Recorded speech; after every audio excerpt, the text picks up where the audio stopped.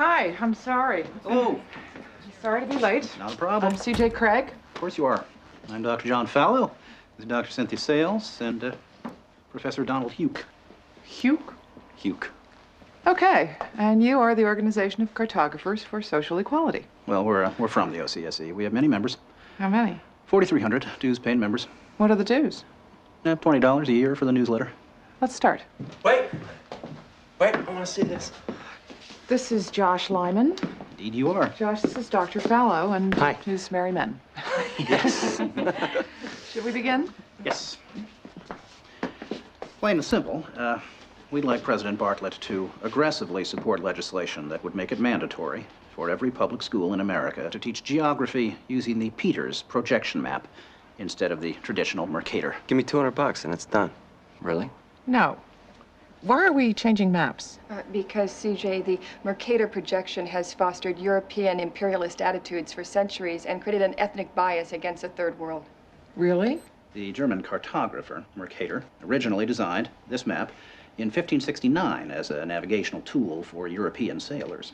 The map enlarges areas at the poles to create straight lines of constant bearing or geographic direction. So it makes it easier to cross an ocean. But Yes. it distorts the relative size of nations and continents.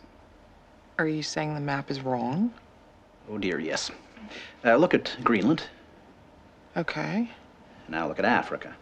Okay. The two land masses appear to be roughly the same size. Yes. Would it blow your mind if I told you that Africa is in reality 14 times larger? Yes? Here we have Europe, drawn considerably larger than South America. When it's 6.9 million square miles, South America is almost double the size of Europe's 3.8 million. Alaska appears 3 times as large as Mexico, when Mexico is larger by 0.1 million square miles. Germany appears in the middle of the map when it's in the northernmost quarter of the Earth. Wait. Relative size is one thing, but you're telling me that Germany isn't where we think it is? Nothing's where you think it is. Where is it? I'm glad you asked. The Peters projection. It has fidelity of axis. Fidelity of position. East-west lines are parallel and intersect north-south axes at right angles. What the hell is that? It's where you've been living this whole time. Should we continue? Uh-huh.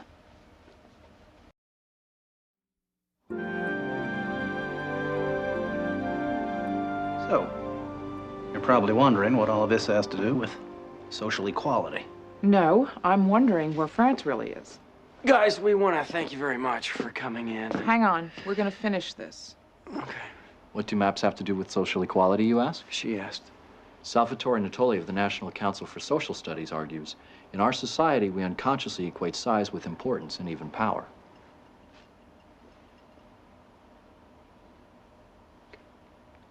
I'm going to check in on Toby. Go. These guys find Brigadoon on that map. You'll call me, right? Probably not. Okay. When third world countries are misrepresented, they're likely to be valued less. When Mercator maps exaggerate the importance of Western civilization, when the top of the map is given to the Northern Hemisphere and the bottom is given to the Southern, then people will tend to adopt top and bottom attitudes.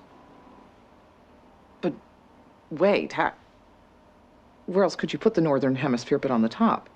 On the bottom. How? Like this. Yeah, but you can't do that. Why not? Because it's freaking me out.